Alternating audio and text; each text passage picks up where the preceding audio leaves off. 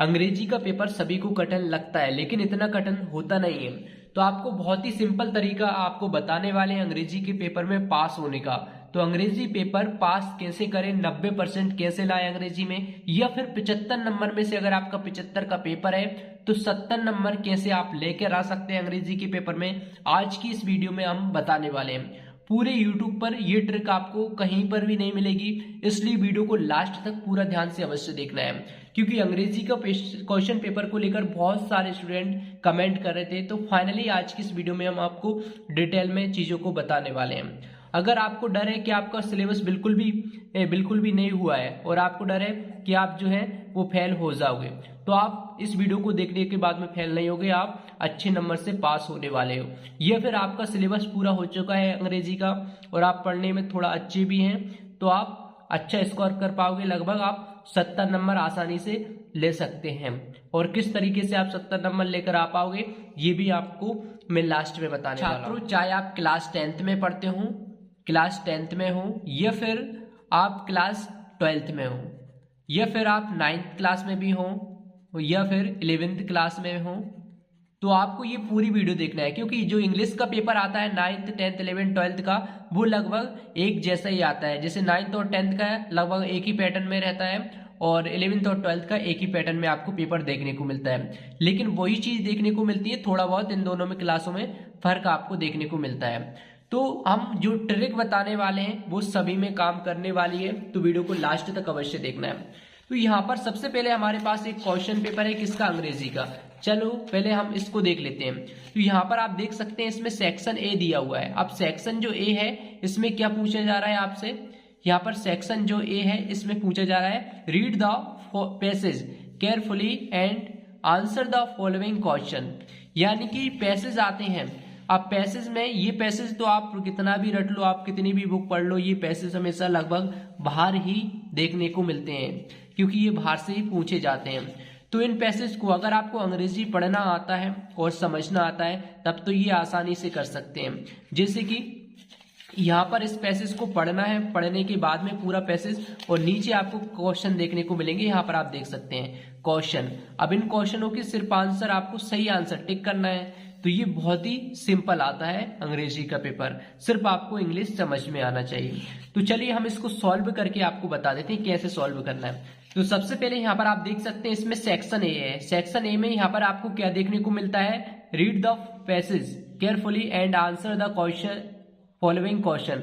तो यहाँ पर इसमें सबसे पहले पैसेज दिया हुआ है। ये जो पैसेज है ये कितने नंबर का है यहाँ पर लिखा भी होगा। यहाँ पर ये जो पैसेज है यहाँ पर इसमें से एक एक नंबर के क्वेश्चन है। कितने हैं, 1 2 3 4 5। तो ये 5 क्वेश्चन यानी कि 5 नंबर का ये पैसेज रहने वाला है आपका। तो इसको अगर आप कंप्लीट कर लेते हैं, इसमें बहुत ही सिंपल है, इसको पढ़ना है और जो ऑब्जेक्टिव टाइप के इसमें क्वेश्चन है यानी कि मल्टीपल चॉइस क्वेश्चन है, तो इनमें से आपको सही आंसर सिलेक्ट करना है। तो इतने करने के बाद में आपको क्या, 1 नंबर आपका पक्का हो जाएगा। ये सभी आप सही कर दोगे तो 5 नंबर आपके पक्के हो जाएंगे। तो ये आंसर चलिए हम आपको बता देते हैं किस प्रकार से ढूंढना है। जैसे यहाँ पर लिखा है the baker took the poor man to. तो जो बेकर है, इस कहानी को, इस पैराग्राफ को पढ़ोगे तो आपको पता चल जाएगा कि बेकर जो है वो कहां पर लेकर गया था, किसको, पुअर मैन को, यानी कि जो गरीब व्यक्ति था उसको कहां पर लेकर गया था। तो यहाँ पर स्पष्ट आपको देखने को मिल जाएगा, इसको आप पढ़ोगे तो। जो पुअर मैन को कहां पर ले गया था, कोर्ट लेकर गया था। कोर्ट यहाँ पर लिखा है, मैन टू द कोर्ट। तो यहाँ पर कोर्ट लेकर गया था। तो यहाँ से ये इसका सही आंसर कौन सा हो जाएगा, ये कोर्ट हो जाएगा। तो इस प्रकार से आप ढूंढ ढूंढ कर इन चीजों को मिला सकते हैं। इसके बाद में how many coins were found in the poor man's pocket. तो जो पुअर मैन यानी कि गरीब व्यक्ति था उसके पॉकेट में कितने कॉइन थे। तो यहाँ पर इसको देखो, यहाँ पर देखना है, सबसे पहले पॉकेट ढूंढना है। पॉकेट जो शब्द है वो ढूंढना है, क्योंकि पॉकेट में कितने कॉइन थे। कॉइन या पॉकेट शब्द इसमें ढूंढना है, कहां पर लिखा है। तो यहाँ पर देख लेते हैं हम, कॉइन, कॉइन तो हमें मिल गया है। यहाँ पर इसको पढ़ते हैं, पॉकेट, पॉकेट भी मिल गया है। तो the poor man search his pocket and put 2 small coin. कितने थे, 2 स्मॉल कॉइन। तो हमारा आंसर कौन सा सही हो जाएगा, 2 वाला। तो इस प्रकार से ये भी हमने ढूंढ लिया है करेक्ट। और इसके बाद में इसका अगला question, give a suitable title for the above passage. तो यहाँ पर इस पैसेज को पढ़ना है, समझना है और ये पैसेज को अगर आपको अर्थ निकालना आता है, हिंदी में ट्रांसलेट करना आता है, तो आप आसानी से इसका शीर्षक दे सकते हैं। अगर नहीं आता है तब आप इसका थोड़ा सा मुश्किल होगा आपके लिए, इसलिए आप इसको छोड़ सकते हैं। अगर आता है तो इसको पढ़ना है और समझना है। समझने के बाद में ये जो टाइटल है, ये जो पैराग्राफ है, वो किस टॉपिक पर दिया है उसका शीर्षक आपको लिखना होता है। इसके बाद में इसका जो सही आंसर है वो है टिट फॉर दैट। तो यहाँ पर ये जो कहानी थी, इसमें क्या हुआ था, कोर्ट में जज ने 2 कॉइन लेकर उस पूर्व व्यक्ति से वो आपस में टकराए, उसकी आवाज के बदले ब्रेड की जो खुशबू थी उसका पेमेंट किया था, यानी कि उसका पेमेंट किया था। तो जैसे का तैसा, तो यहाँ पर जैसे का तैसा क्या हो जाएगा, जैसे सामान होगा वैसा उसका दाम होगा, तो जैसा का तैसा हो जाएगा। तो इस जैसा का तैसा इसका बिल्कुल करेक्ट रहेगा। इसके बाद में है which word is the opposite of the word rich. तो रिच जो शब्द है वो क्या है, अमीरी के लिए, क्या है, अमीरी के लिए है। तो अमीर, तो यहाँ पर इसका अपोजिट यानी कि उल्टा जो शब्द है वो कौन सा हो जाएगा, रिच का पुर होता है, तो यहाँ पर पुर यानी कि गरीब, तो यहाँ पर ये बिल्कुल करेक्ट रहेगा। इसके बाद में द पुर man stood outside the bakery, तो टू बाय ब्रेड, तो जो गरीब व्यक्ति था वो बाहर खड़ा होता था बेकरी के। अब वो किस लिए खड़ा होता था, to buy bread, to eat bread, या to enjoy the smell of baking bread. तो यहाँ पर ये स्मेल यानी कि खुशबू लेने के लिए यहाँ पर गरीब व्यक्ति बेकरी के बाहर खड़ा होता था, तो ये इसका सी वाला बिल्कुल करेक्ट हो जाएगा। इसके बाद में इस प्रकार से अगर आप सही ढूंढ लेते हैं, इसके अंदर सारी चीज आपको मिल जाएंगी, ये सभी आपको इसमें मिल जाते हैं, मिलाकर आपको देखना है पैराग्राफ में, ये पैराग्राफ के अंदर मिल जाते हैं, समझ लो वो सही है, इसलिए पढ़ना जरूरी है पैराग्राफ को। इसके बाद में हम बात करें तो अगला पैसेज आता है।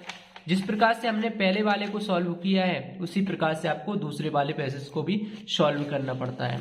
तो यहाँ पर दूसरे वाले पैसेज को सॉल्व भी आप कुछ इसी प्रकार से इसमें से आंसर निकाल सकते हैं, थोड़ा सा आपको समझना आना चाहिए। इसके बाद में सेक्शन बी, अब सेक्शन बी आ जाएगा। तो हमारे 10 नंबर के तो क्या आते हैं, पैसेज, तो ये आप आसानी के साथ कर सकते हैं। 10 में से मान लो आप 8 नंबर भी लेकर आ गए, 4 इसमें आपने सही कर दिए, 4 इसमें कर दिए, 8 नंबर आपके पक्के हो गए। और इसके बाद में अब आ जाता है सेक्शन बी। अब सेक्शन बी में आपको एक क्या देखने को मिलेगा, चित्र देखने को मिलेगा। तो किसी भी टॉपिक पर आपको चित्र देखने को मिल सकता है। अब चित्र देखकर आपको क्या करना है, आपको एक स्मॉल पैराग्राफ रेडी करना है। तो इसके लिए आपकी ग्रामर अच्छी होनी चाहिए, आपको टेंस आना चाहिए। टेंस और अगर आपकी ग्रामर अच्छी है तो आप पहले हिंदी में करें, फिर इसके बाद में इंग्लिश में उनको ट्रांसलेट करके आप इस प्रकार से बना सकते हैं। लेकिन आपको आंसर शीट जो है उसमें हिंदी में आपको नहीं लिखना है। कहीं आप रफ कार्य वगैरह के लिए कोई पेज यूज कर रहे हो, लास्ट वाला पेज हम रफ कार्य के लिए यूज कर सकते हैं, तो वहां पर आप कर सकते हैं थोड़ा बहुत यूज उसका, और वहां पर आप इमेज के हिसाब से लाइन लिखकर उनको ट्रांसलेट कर सकते हैं। तो जैसे कि यहाँ पर इस प्रकार से इमेज को देखकर आप क्या कर सकते हैं, इंग्लिश में ट्रांसलेट कर सकते हैं। और एक स्मॉल सा यानी कि छोटा सा 75 वर्ड में आपको पैराग्राफ बनाना होता है। और इसके बाद में अगर आप इंग्लिश में अच्छे हैं, ग्रामर आती है, तो इसको आसानी के साथ बना सकते हैं। इसमें से बता सकते हैं कि इसमें एक नदी बह रही है, पहाड़ है, चिड़िया पक्षी उड़ रहे हैं, और बदल है यानी कि बदल है, और ये सारी चीजें उसमें क्या कर सकते हैं, मेंशन कर सकते हैं। और इसके बाद में है नेक्स्ट क्वेश्चन, नेक्स्ट है हमारा चौथा। अब चौथा कौन सा है, read the passage carefully and answer the following question. अब ये भी क्या है, एक पैराग्राफ है, लेकिन वो पैसेज से थोड़ा ये अलग है, ये अलग टाइप का पैसेज है। अब इसमें आपको क्या करना होता है, इसमें आपको नोट्स तैयार करना है। क्या करना है, नोट्स तैयार करना है। तो इस पैसेज को सबसे पहले पढ़ना है, और इसमें आपको क्वेश्चन दिए गए। पहला क्वेश्चन है, one the basis of your reading of the above passage make a note। तो आपको नोट बनाना है। कैसे बनाना है, इस पैसेज को पढ़ना है, समझना है। इसमें से जो इम्पोर्टेंट टॉपिक हैं, जो इम्पोर्टेंट बातें इसमें हुई हैं, उन बातों के 8 से 9 पॉइंट आपको लिखने होते हैं। तो 8 से 9 पॉइंट या 7-8 पॉइंट भी लिख दोगे तब भी चलेगा। ये पॉइंट इसमें से निकालने हैं। देखिए सिंस टाइम वेगन, तो यहाँ पर आपको पता होगा कि फुल स्टॉप आ जाती है तो बात खत्म हो जाती है। तो इस प्रकार से जहां पर फुल स्टॉप आ जाती है तो वहां पर बात खत्म हो जाती है। तो इस हिसाब से अगर आपको इंग्लिश पढ़ना समझ में नहीं आता है तो इस प्रकार से आप कर सकते हैं, जैसे कि यहाँ पर ये लाइन शुरू हुई यहाँ से और यहाँ पर एक बात खत्म हो गई होगी क्योंकि यहाँ पर फुल स्टॉप है। इस प्रकार से भी आप दिमाग लगाकर आप पॉइंट लिख सकते हैं अगर आपको इंग्लिश पढ़ना और समझना, हिंदी में अर्थ निकालना नहीं आता है तो। बाकी का आप अच्छा कर सकते हैं, अगर आप पढ़ के जाओगे या प्रैक्टिस करोगे तो अच्छा लिख पाओगे। इसके बाद में है क्वेश्चन दूसरा, गिव अ सुटेबल टाइटल। ये किस टॉपिक पर ये पूरा पैराग्राफ है, पैसेज है, उसका टाइटल आपको देना होता है। सुटेबल टाइटल मतलब शीर्षक। इसके बाद में यहाँ पर आप देख सकते हैं क्वेश्चन नंबर 5वां है। अब 5वें क्वेश्चन में क्या दिया हुआ है, your are Manas Mansi studying in government higher secondary school Balaghat और write an application to your principal for issuing you school leaving certificate. तो यहाँ पर ये जो एप्लीकेशन है किस नाम से लिखना है आपको, मानस या मानसी नाम से लिखना है। स्टडिंग यानी कि आप कौन से स्कूल पढ़ते हैं, स्कूल का नाम भी दिया है, तो इसी नाम से आपको स्कूल का नाम डालकर अपनी एप्लीकेशन लिखना है किसको, प्रिंसिपल को, टीसी के लिए, तो sorry issue your school leaving certificate के लिए आपको लिखना है। तो यहाँ पर आप देख सकते हैं, तो सारी चीज अगर पेपर में मेंशन की गई हैं तो उन्हीं नाम से आपको एप्लीकेशन लिखनी होती है। अगर नाम नहीं दिया है, स्कूल का नाम भी नहीं दिया है, तो आप अपने हिसाब से स्कूल और नाम लिख सकते हैं। यहाँ पर स्कूल का नाम लिख सकते हैं, अपना नाम लिख सकते हैं, और बाकी का पेपर में दिया है तो उसी नाम से आपको लिखना है। तो यहाँ पर स्कूल लिविंग सर्टिफिकेट की एप्लीकेशन दी है तो ये है आपको लिखना है। तो आपको 2-3 एप्लीकेशन हमने ऑलरेडी चैनल पर अपलोड कर रखी हैं, तो वो आप याद कर सकते हैं, उन्हीं में से आने वाली हैं। तो टीसी की एप्लीकेशन भी आती है और लीव की भी आती है, और इसके बाद में टीसी लीव, ये सारी एप्लीकेशन, और शुल्क मुक्ति यानी कि फीस माफी, तो ये एप्लीकेशन आपको करना है।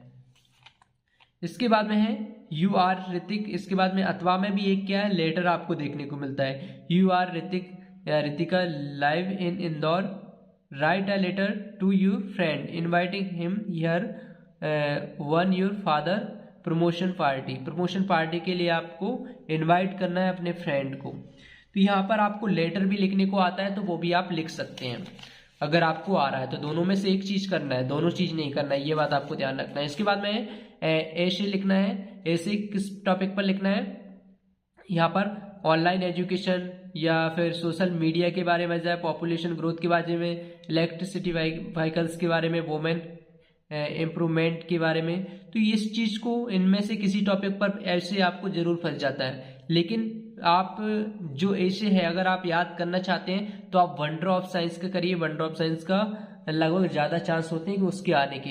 अगर आप 2 निबंध तो आपको करना ही करना है, पहला वंडर ऑफ साइंस और दूसरा आप ऑनलाइन एजुकेशन, आजकल ट्रेंडिंग पे चल रहा है तो ऑनलाइन एजुकेशन वाला जरूर कर सकते हैं। ऑनलाइन एजुकेशन या सोशल मीडिया दोनों ट्रेंडिंग पे चल रहे हैं, क्योंकि आज के टाइम में सभी लोग ऑनलाइन पढ़ रहे हैं, तो इस हिसाब से ऑनलाइन एजुकेशन पर ज्यादा चांस होते हैं निबंध आने के। तो ऑनलाइन एजुकेशन और वंडर ऑफ साइंस दोनों में से एक फंस जाएगा, और करना चाहो तीसरा तो सोशल मीडिया पे या फिर इन्वायरमेंट पे कर सकते हैं, इम्प्रूवमेंट पे कर सकते हैं, वुमेन इम्प्रूवमेंट। इसके बाद में अब हम चलते हैं अगले टॉपिक पर। तो अगला टॉपिक है right a paragraph in about 150 word in important of English. तो अब इंग्लिश के आपको 150 वर्ड में क्या लिखना है, इस टॉपिक पर आपको 150 वर्ड यानी कि 150 वर्ड में आपको एक पैराग्राफ लिखना है अगर आप निबंध लिखना नहीं चाहते हैं तो।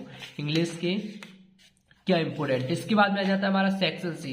अब सेक्शन जो सी है इसमें क्या पूछा गया है, सेक्शन में आती है ग्रामर। तो यहाँ पर हमने कुछ ग्रामर के आंसर भी यहाँ पर लिख रखे हैं, जैसे कि ही डिड कैंसर, तो इसका क्या होगा, इसमें आपको ऑफ भरना है। ऋतु हैज फ्रेंड, तो इसमें मच मैनी एनी, तो इसमें क्या भरना है, मैनी आपको भरना है। सी ए सॉन्ग, तो यहाँ पर सी ए सॉन्ग में क्या होगा, सी संग सॉन्ग, तो इसमें आपको क्या भरना है, इसमें आपको भरना है सी संग अ सॉन्ग आपको भरना है। इसके बाद में you live long can might में, तो इसमें आपको क्या भरना है, में आपको भरना है। तो इस प्रकार से आप सभी कर सकते हैं, और इसके आपको सी नंबर में जो है 5 नंबर आपके मिल जाएंगे। तो फिल इन द ब्लैंक्स के आपको 5 मिलेंगे। इसके बाद में डू इज डायरेक्ट के आपको 5 मिलेंगे। इसलिए अगर आप अपनी टेंस और ग्रामर अच्छी कर लेते हैं तो लगभग आपको बहुत फायदा इंग्लिश में आपको देने वाली है, क्योंकि यहाँ पर भी ग्रामर का यूज हो रहा है। दोनों चीज़ों में ग्रामर भी आपको सीखना जरूरी है, चाहे आप किसी भी क्लास में हो। इसके बाद में सेक्शन डी देखते हैं। तो फिर से हमारे पास एक और पैसेज आ जाता है, जिसे read the extra carefully and answer the question given below it. तो यहाँ पर इसमें से पैराग्राफ को पढ़ना है और नीचे दिए गए क्वेश्चनों के आंसर निकालना है। तो ये आप कर सकते हैं। तो इसलिए मैं बोल रहा हूँ कि आप इंग्लिश ग्रामर को थोड़ा सा अच्छे समझें और इंग्लिश पढ़ना, प्रैक्टिस करना, अनसेम पैसेज को सॉल्व करना, इसकी आप प्रैक्टिस कर सकते हैं घर पर, क्योंकि अनसेम पैसेज आपको बहुत नंबर देने वाले होते हैं, जिससे कि आपका पास होना बहुत आसान हो जाता है। तो ये सारी चीज़ें आप कर सकते हैं। इसके बाद में लास्ट में आ जाते हैं हमारे क्वेश्चन। तो चलिए मैं आपको बता देता हूँ ब्लूप्रिंट के माध्यम से कि क्वेश्चन कहाँ से कितने कितने आते हैं। तो सबसे पहले यहाँ पर आप देख सकते हैं अनसेम पैसेज जो है 5 नंबर का आएगा पहला। दूसरा अनसेम पैसेज 5 नंबर का आएगा। इसके बाद में ये एमपी बोर्ड का ब्लूप्रिंट है, एमपी बोर्ड क्लास 10th का, और बाकी के सभी ब्लूप्रिंट आपको मिल जाएंगे वीडियो के डिस्क्रिप्शन में, MP board class 10th 9th 11th 12th सभी की। इसके बाद में नोट्स मेकिंग जो है वो 4 नंबर का आता है। लेटर राइटिंग फॉर्मल हो इनफॉर्मल लेटर हो तो ये भी 4 नंबर का रहता है। लॉन्ग ऐसे आर्टिकल पैराग्राफ ये 5 नंबर के आते हैं, इनमें से कोई एक आ सकता है। इसके बाद में पिक्चर गाइडेंस कंपोजिशन, तो ये जो है 3 नंबर का आता है, वो मैंने बताया था। पिक्चर आएगी उसको आपको पैराग्राफ तैयार करना है। इसके बाद में फिल इन द ब्लैंक्स, आप सेक्शन सी आता है उसमें फिल इन द ब्लैंक्स पूछते हैं, डूज डायरेक्ट पूछते हैं। तो आपको किस किस की तैयारी करना है, आपको फिल इन द ब्लैंक्स पढ़ लेना है। अगर आप करना चाहो तो परीक्षा दिन आती है शिवलाल की, उसमें से आप कर सकते हैं, और भी बहुत सारी बुक आती हैं उनमें से आप कर सकते हैं अपने अनुसार। इसके बाद में डूज डायरेक्ट आपको करना है। अगर आप टेंस आपको अच्छे आने लगते हैं, तो टेंस अगर आप अच्छे से सीख लेते हैं, ग्रामर आपको अच्छे आने लगती है, तो ये सारी चीज़ में आपको बहुत फ़ायदा मिल जाएगा, ऊपर की जितनी भी चीज़ मैंने अभी तक आपको बताई हैं। इसके बाद में है, अब इसके बाद में आ जाते हैं आपके सेक्शन डी। अब सेक्शन डी में आपके क्वेश्चन आते हैं, यानी कि शॉर्ट क्वेश्चन, लॉन्ग क्वेश्चन, ये सारे क्वेश्चन जो है वो आपको यहाँ पर किस में मिलेंगे, सेक्शन डी में, जो कि 39 नंबर का आपका सेक्शन डी रहता है। और इसके लिए आपको पढ़ने पड़ेंगे सारे क्वेश्चन जो इम्पोर्टेंट हैं। रिपीटेड क्वेश्चन आते हैं इंग्लिश में, इसलिए आपको जो इम्पोर्टेंट क्वेश्चन है वो आप कर सकते हैं। तो यहाँ पर आप देख सकते हैं first flight, short answer type question from first flight. तो फर्स्ट फ्लाइट वाले टॉपिक में से सबसे ज़्यादा क्वेश्चन पूछे जाते हैं। तो फर्स्ट फ्लाइट में से यहाँ पर 12 नंबर के आने वाले हैं। तो यहाँ पर आप इसकी सबसे पहले तैयारी करें फर्स्ट फ्लाइट वाले टॉपिकों की, जो कि सबसे ज़्यादा नंबर देने वाले हैं। और इसके बाद फिर इसकी तैयारी करें जो कि आपको 6 नंबर देने वाले हैं।